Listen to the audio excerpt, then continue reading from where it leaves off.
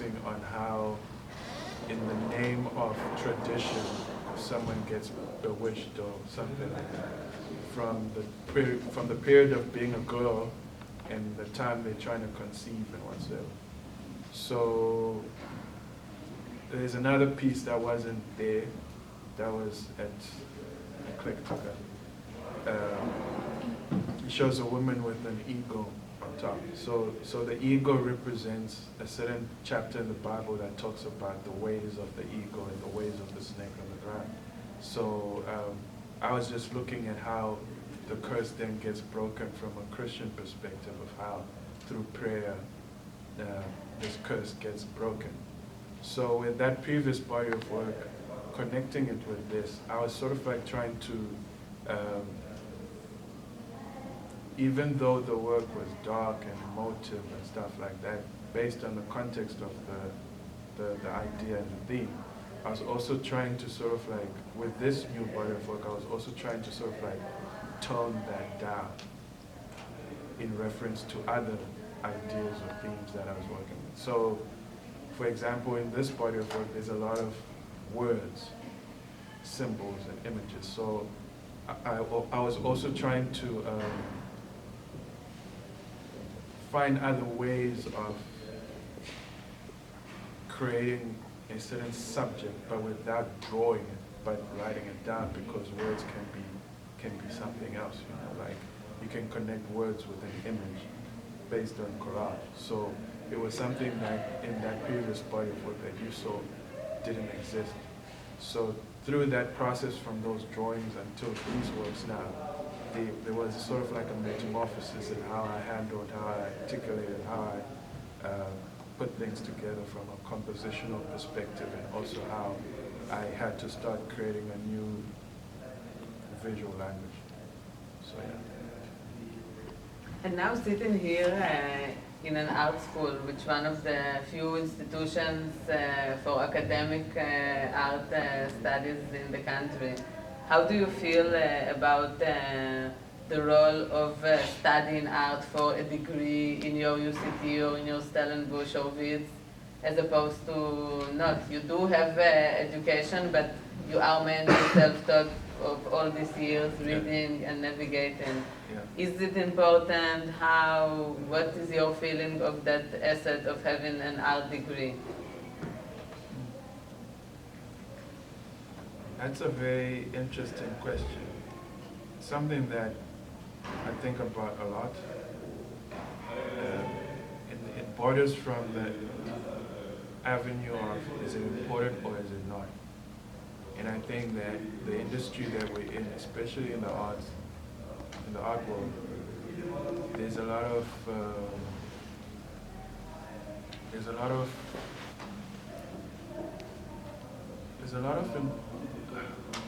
of importance in regards to which institution you come from, and it's more based on the validation system. So your lecturer is vouching for you to a gallery owner. Then the curator of the gallery owner is vouching you to another curator of a biennale, and then it keeps on. So if you're... It's like that USB. Yeah, yeah. So if you're not, if you're self-taught in a way, you really have to have someone strong, someone who believes you to validate you to the other people about it. And I think it's something that at times doesn't really have to do with, it has nothing to do with how talented you are. It has something to do with, I guess it's some sort of a game, but also it's like how, it's based on inclusion. How do you get included in this whole narrative? So there's so many layers to it. Do you feel that that is something that also accept of this validation that graduate in a certain institute and having that stamp on your CV? Do you also feel in your interaction with artists who go through that route and with artists who are not? Do you feel any difference also in terms of the way the artist is approaching their art, the idea of education, except of the paper that you get at the end and the contacts with your teacher? In terms of the content the institution gives you and the ways of working, did you observe any difference? I mean, I learned a lot by just talking to people.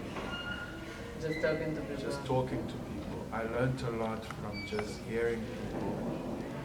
I didn't choose to copy what other people did or their movements, but I learned so much from just engaging with people and talking. I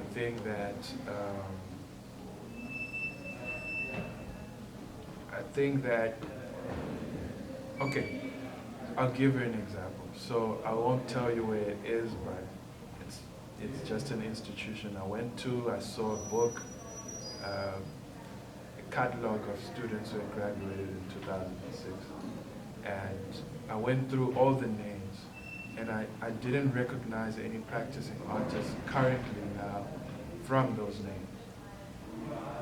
The only artist I could see was someone who graduated with a master's in finance. So, I don't know, it feels like you have some kids who come from more prestige families or backgrounds of influence, and they're able to get into these institutions, but then maybe midway they just decide that's not what they want to do. And that's not a bad thing. And then there are others who finish, they just need that degree, they want to do something else. That's what they need.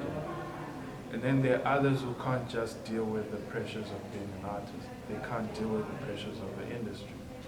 So what happens, some give up, some hang on. Some maybe eventually go to China or Asia to go and teach English. So there's so many things. I think for me it was much more about like the passion. So yeah, there are times when I would ask myself, like, would you want to be in an institution or whatever? Yeah, there were moments, but I think that with the content and the work that I've made so far, I think my work would have been diluted. I don't think it would be as potent as if I were in it. So yeah, that's, yeah, but yeah. Do you feel as art students that, can you relate to this comment about work being diluted? Yes, no, I can maybe? understand it in a way. If you're asked to make work for someone else, not to all the time, Yeah. you would naturally sort of get diluted in that sense. Your ideas and your inspirations are spread out. It's 4 years. I think I have a question though. So you've spoken about the ways in which an institutional connection can sort of grease the gears for you in the arts industry. And then you also mentioned that you had an affiliation with Greatmo Studios, which is sort of an alternative space in the arts industry. Yeah. So how would you say, besides the luxury of having space in a studio at Greatmo Studios, that an alternative space like that can assist an artist in accelerating their career? I think first and foremost, it's much more about how you engage with other artists and what it means to be in a studio. Some people work from home and don't know what it means to work with in a studio, and also how to engage with other artists at the studio. The good thing about being at either artist-run studio or an institutional studio is that you get open to other possibilities as an artist. For example, workshops, residencies, outreach programs. Those things sort of like build you up as an artist. But I think that there's a perception that if I go into that studio, then I'll become a big artist, which is not the case. It's what you do in it's how much you push yourself, it's how much time you spend in the studio when you want to work or even when you don't feel like working. It's about the conversations you have with other artists, how they inspire you, what they push you to do. It's about what people tell you even when you don't want to hear what they say. So I think for some people, you get people who have studios because maybe it's a cheap space. They just come and they dump their work there. And that person is a waiter or a chef somewhere. They don't have time to practice, but then is it fair for that person who really needs to develop as an artist? Is it fair on them? I mean, because there are people who need that space. So there's various reasons, you know. I think for me, I think the engagement with other artists and what they say about your work and you as a person is what drove me also. I think that in that space, I guess 90% to 85% was really just pushing hard, like working hard. Because I knew that at some point after the 3 years, cutoff season was coming. So I knew that I had to make use of my time as much as I can. Even with the sources